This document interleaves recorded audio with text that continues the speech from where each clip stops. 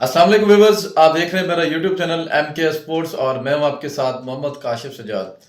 Viewers, cricket इस वक्त जो है वैसे एशिया में जो है ना क्रिकेट सबसे ज़्यादा देखी जाती है। क्रिकेट का घर इंग्लैंड ज़रूर है और ऑस्ट्रेलिया में भी, लेकिन जो है ना क्रिकेट को सबसे ज़्यादा जो शिद्दत और प्यार, एक जज्बे और जुनून के साथ देखा जाता है वो एशियाई ममालिक हैं और उनमें पाकिस्तान और इंडिया जो है ना ये टॉप ममालिक हैं। इस वक्त जो है ना पाकिस्तान में चैंपियन ट्रॉफी कोई भी बड़ा आलमी जो मेला है वो 29 साल बाद जो है ना पाकिस्तान में इंटरनेशनल क्रिकेट वापस आई है।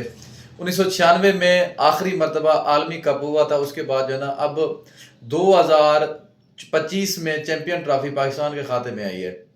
तो पाकिस्तान के लोगों और यहाँ के जो रहने वाले हैं उनकी तरफ से ये एक मेला है, एक बहुत बड़ा इवेंट है और वो इसको जो है ना एक जोश और जज्बे के साथ जो है ना एंजॉय कर रहे हैं।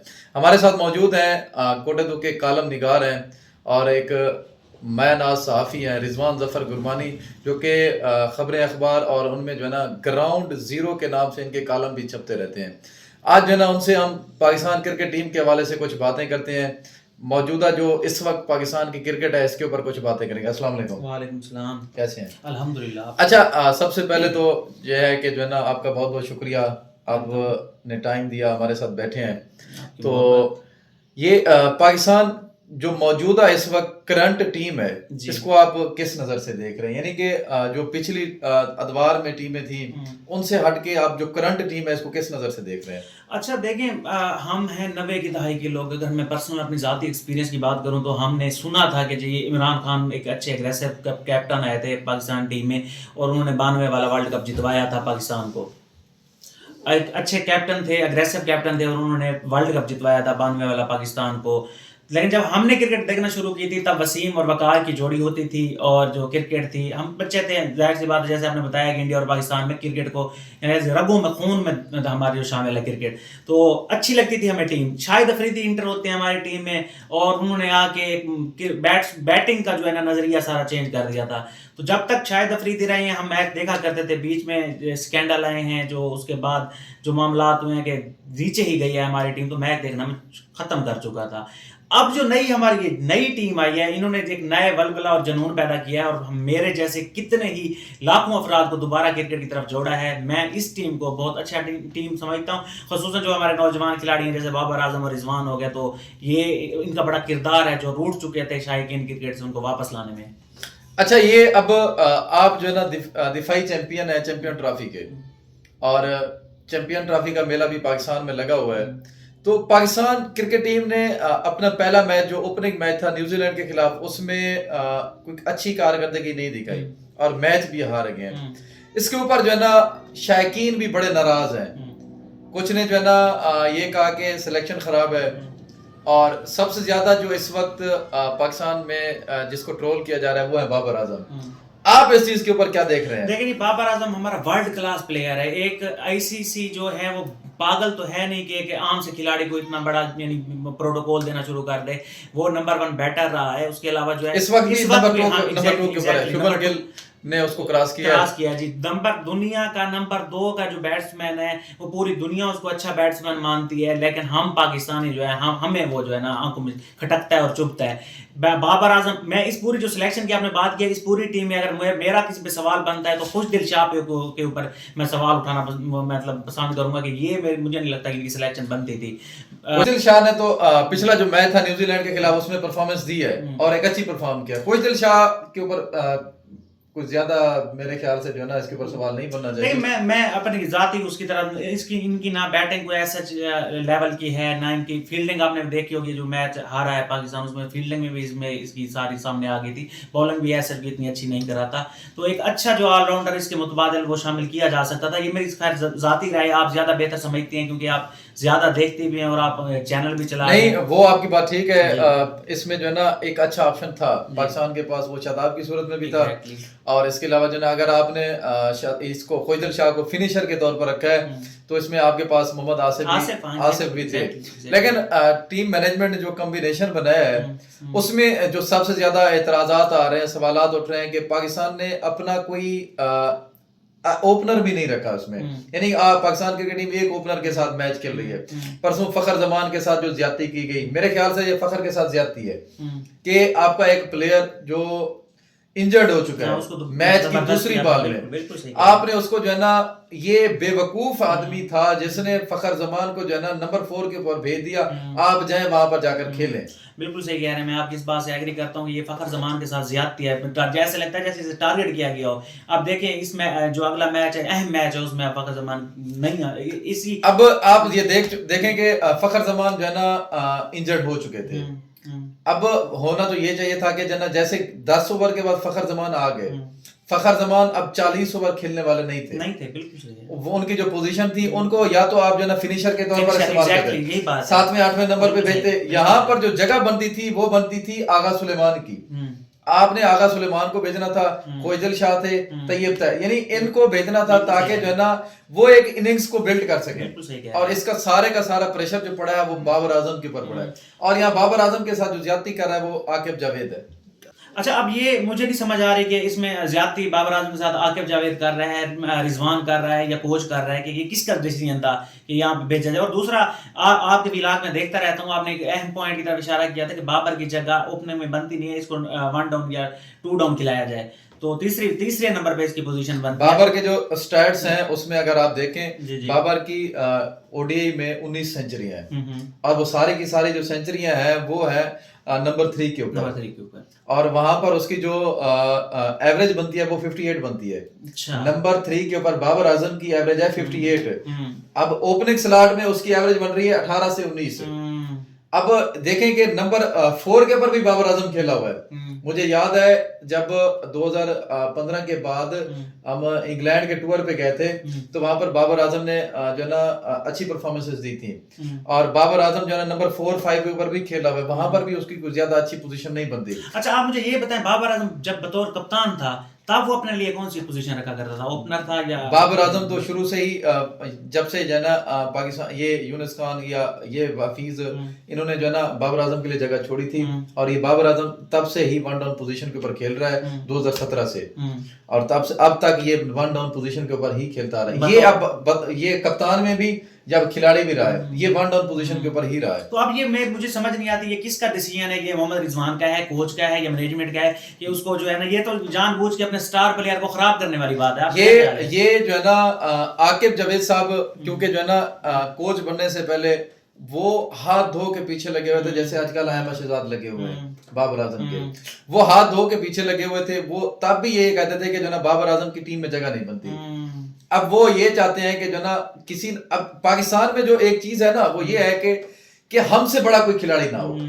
अच्छा, ये बात बिल्कुल आपने बिल्कुल सही बात हमसे बड़ा कोई खिलाड़ी ना हो। मैं आप ये जब पाकिस्तान ये मैच हारा है उसके बाद आप मुख्तलिफ जो मैच हारा है उसके बाद आप मुख्तलिफ पाकिस्तानी यूट्यूबर्स खिलाड़ियों के, जो मतलब पहले खिलाड़ी थे आज अब यूट्यूबर बने बैठे हैं, उनकी आप अगर तजिया देखें तो सब ने पूरी टीम के ओवरऑल देखें, अगर हार होती है पूरी टीम की होती है, अगर जीत होती है पूरी टीम की होती है, लेकिन ऐसे लगता था जैसे बाबर आजम ने जानबूझ के ये मैच हरवाया, वो सारे बाबर आजम के पीछे लट लेके दौड़े हुए थे। अहमद शहजाद की आपने बात की, अहमद शहजाद का खुद के स्टैट देख लें, खुद के उनके मैच देख लें, इस तरह जिस कमरान अकमल का दूसरा, हाँ देख, मतलब कमरान साहब आपने जितने कैच छोड़े हैं और जितना हमें हमारा खून जलाया है, हमें याद है सारा कुछ। और आप जिस तरह के आप प्लेयर थे, आप ऐसे बातें करते हैं जैसे बाबर आजम को चाहिए कि हर मैच में वो सेंचुरी करता रहे। आपकी परफॉर्मेंस भी हमारे सामने रही, हम देखते रहे कि आप कितने बड़े प्लेयर थे। अहमद शहजाद का भी आपके अपने एंगर इशू थे, आपकी अपनी जो बनती नहीं थी किसी के साथ, आपका जो सलूक था, उसकी वजह से आप जो है ना इस हाल में पहुंचे हैं। आप बाबर आजम को टारगेट इस वजह से किया जाता है कि बाबर आजम ने हमें खेलने का मौका नहीं दिया। जी, बाबर आजम ने जो टीम बनाई थी वो शानदार टीम थी। जिंदगी भर में वर्ल्ड कप में कभी आपने इंडिया को हराया था? ये बाबर आजम ने आके उनको हराया है। और दूसरा ये कहते हैं जी छोटी टीमों के खिलाफ बनाते हैं बाबर आजम, जितने भी आप उनकी सेंचुरियां उठा के देख लें सारी बड़ी टीमों के साथ सीना ममालिक के खिलाफ है, साउथ अफ्रीका, इंग्लैंड, न्यूजीलैंड और ऑस्ट्रेलिया। न्यूजीलैंड के खिलाफ अब बाबर आजम का रिकॉर्ड यानी कि 50+ उनकी एवरेज है न्यूजीलैंड के खिलाफ जी। अब ये है कि जो ना यहाँ पर जो एक चीज है वो ये है कि बड़े जो हमारे खिलाड़ी हैं, साबिक खिलाड़ी, वो ये चाहते हैं कि हम जितना हमारा नाम बना है हमसे बड़ा कोई खिलाड़ी ना हो। अब आकिब जावेद की भी यही गंदी सोच है, माजरत के साथ, जो वो हमारे स्टार रह चुके हैं, लेकिन उनकी कोई खास परफॉर्मेंस नहीं है। आकिब जावेद खुद अपने बॉलिंग जब पीक पे थे तो कितने इन्होंने रिकॉर्ड तोड़े हैं, हमें पता है सब। ठीक है, तो ये जो है ना सिर्फ और सिर्फ यही चाहते हैं कि हमसे, अब बाबर आजम आप देखें कि इलीट क्लास में शामिल हो चुका है, बिल्कुल जिसकी पूरी दुनिया मानती है इस चीज को। कल जो है ना ऑस्ट्रेलियन कैप्टन स्मिथ वो भी इस चीज का जिक्र कर रहे थे। उससे पिछले दिनों जो ना केन विलियमसन, यानी कि जो टॉप 4 फैब थी, जिसमें विराट कोहली है और इसके साथ जो है ना जॉन रूट है, विलियमसन है और इसके अलावा जो है ना स्मिथ, ठीक है, ये फैब 4 है। अब जो है ना फैब 5 जो बनी हुई है उसमें बाबर आजम भी शामिल है इसमें। जबरदस्त। अब आप ये चीज देखें कि विलियमसन भी बैक कर रहा था बाबर आजम को। वो कह रहा था कि जिस तरह से का खिलाड़ी है ये बाबर आजम, ये किसी मैच में भी, ये अगर इसको सिर्फ एक इनिंग चाहिए, बिल्कुल ऐसे है, ये अगर एक इनिंग इसकी बिल्ट होगी तो ये किसी मैच में भी किसी तरह भी ये मैच को मोड़ के लेके जा सकता है। ये इस तरह का खिलाड़ी है। अब आप ये देखें कि आपने कभी 300 रन को चेस नहीं किया था, बिल्कुल ऐसे है। ऑस्ट्रेलिया के खिलाफ 349 आपने चेस किया, उनकी ए टीम के खिलाफ। स्टार को किसने ओवर में जाना 4-4 लगाए, पाकिस्तानी बैट्समैन तो उसके आगे डरते हैं।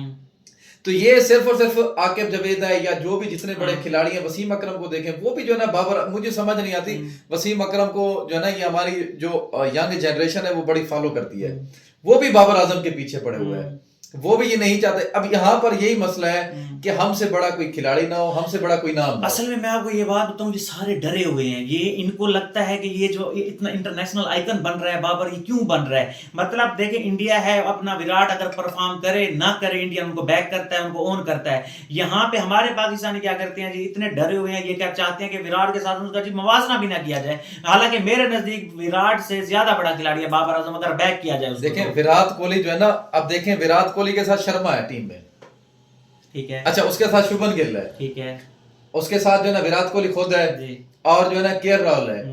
अब उनकी जो आप देखें कि 4 से 5 ऐसे खिलाड़ी हैं, अगर कोहली आउट हो जाता है तो उनको फर्क नहीं पड़ता, बिल्कुल नहीं पड़ता, बिल्कुल ऐसे ही है। बाकी कोई ना कोई खिलाड़ी सेंचुरी कर देता है, 50 कर देता है। अब बाबर आजम के अलावा पाकिस्तान मौजूदा टीम, फखर तो चला गया बेचारा, सैम भी चला गया, इनके अलावा कोई ऐसा खिलाड़ी दिखा दे जो परफॉर्म करने वाला, स्कोर करने वाला। बिल्कुल बात ठीक है। और मतलब सारे पूरी, यानी एक सिर्फ टीम का नहीं, आप पूरे पाकिस्तान का बर्डन, उस प्रेशर होता है उसके कंधों के ऊपर, और पूरे पाकिस्तान का प्रेशर उसके कंधों के ऊपर होता है, बल्कि उसने खुद परफॉर्म करने का प्रेशर अलग होता है। और जो खिलाड़ी आए बैठे देखने आए बैठे थे, ग्राउंड जो होम ग्राउंड है उसका प्रेशर अलग होता है, मैनेजमेंट का, मीडिया का। मतलब एक बंदा किस किस महाज पे लड़ रहा है, अगर आप उसे बैक करेंगे तो मुझे नहीं लगता कि बाबर आजम कोई ऐसा डाउनफॉल उसका चल रहा है कि दोबारा कभी राइज कर ही नहीं सकेगा। वो आएगा इंशाल्लाह, दोबारा आएगा। और दूसरा मैं आपको बताऊं, ये जो जितने खिलाड़ी यूट्यूबर्स हैं ना, बेसिकली इंडिया नफरत की हद तक जो है ना बाबर आजम को नापसंद करता है। जब बाबर आजम के खिलाफ ये बोलते हैं तो इनको व्यूअरशिप मिलती है इंडिया से, इनके डॉलर बन रहे होते हैं। तो पैसों के चक्कर में ये जो जितने भी नाम निहाद बैठे हैं इस वक्त, जो अपना, इनका लगता है ऐसे जैसे इन्होंने पता नहीं कि कौन सी आत्म मचाई रखी थी जब ये खेलते थे। इनका कोई रिकॉर्ड भी नहीं है, खुद इतने अच्छे प्लेयर भी नहीं थे। ये जो अब क्रिकेट को समझने के दावे करते हैं, बेसिकली ये पैसों का चक्कर है भाई। इंडिया से व्यूअरशिप आती है, इंडिया को खुश करने के लिए अपने स्टार प्लेयर के खिलाफ लगे। कल के मैच को किस तरह से देख रहे हैं? लेकिन मैं बतौर पाकिस्तानी मैं तो यही चाहूंगा कि जो है ना जीते। लेकिन अगर टीम को देखें तो इस वक्त तो आपने नाम गिनवाया भी है, इंडिया में बहुत अच्छे अच्छे प्लेयर हैं, उनकी टीम जो है ना एक मुतवाजन टीम है। तो चांसेस जो है इंडिया के हैं, लेकिन दिल की ख्वाहिश जो है वो पाकिस्तान। अच्छा, यानी कि आप कहते हैं कि चांसेस इंडिया के हैं, लेकिन वो आपकी बात ठीक है। ऑन द पेपर अगर आप देखें तो हर एक खिलाड़ी को दूसरे खिलाड़ी के साथ जब आप मवाजना करते हैं, यानी कि आपके पास ना तो प्रॉपर ओपनर है, बिल्कुल ऐसे है, मिडिल ऑर्डर में आपकी जो है ना ये गद्दी संभालते थे बाबर आजम, वो भी अब नहीं रहे, वो ओपनिंग स्लॉट में चले जाते हैं। उसके बाद आपके पास कोई अच्छा स्पिनर नहीं है, मिस्ट्री स्पिनर, इब्रार के ऊपर सारा बोझ है। और उसके अलावा आगा सलेमान अच्छा ऑलराउंडर जरूर है, लेकिन वो 2 से 3 ओवर निकलवाने वाले पार्ट टाइम है, कुछ देर भी ऐसे है। यानी कि आपके पास 4 बॉलर है, 5वां बॉलर आप इस्तेमाल भी नहीं करा रहे। और जो हमारे पास बॉलर है, माजरत के साथ बात काट रहा हूँ, जो हमारे बॉलर है वो पहले परफॉर्म कर रहे हैं, लेकिन एंड के ओवर में उनके हालात आपने देखे ये 11, असल वही चीज मैं आपसे कह रहा हूँ, 11 ओवर से 40 ओवर तक आपके पास विकेट लेने वाला कोई नहीं है। प्राइम बॉलर शायद ये शाहीन अफरीदी के आप एड चेक करें, वहां पर ये कहता नजर आता है कि मैं पाकिस्तान का प्राइम बॉलर।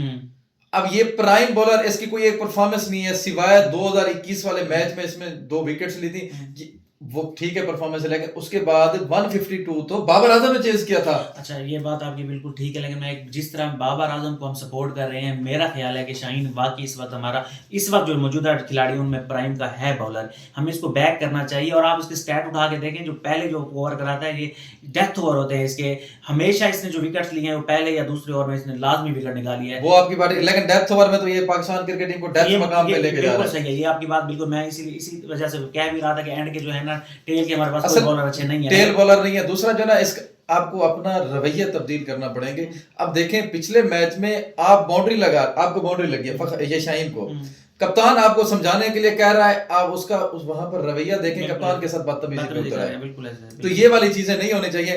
तो कल प्लेइंग 11 क्या उस्मान खान और इमाम ओपनर आने चाहिए या बाबर आजम और इमाम?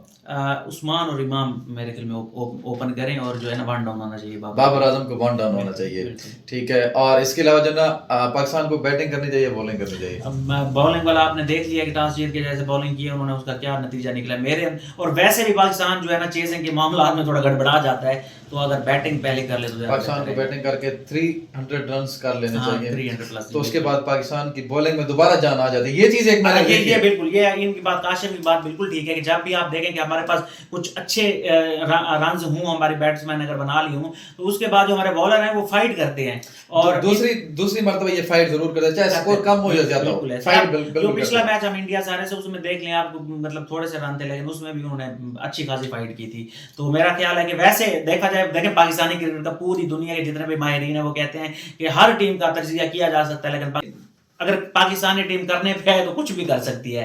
तो इस पाकिस्तान के मुतालिक बड़े बड़े जो पंडित हैं, वो पंडित नहीं करते, तो हम पंडित की बात आपने की है, तो पाकिस्तान में जो है ना, और इंडिया के मैच में ये पंडित बड़ा किरदार अदा करते हैं, तोते भी बड़ा किरदार अदा करते हैं। तोते ने तो पाकिस्तान की जीत का ऐलान कर दिया है। जब भी पाकिस्तान की जीत का ऐलान किया, तोते ने पाकिस्तान हारा है।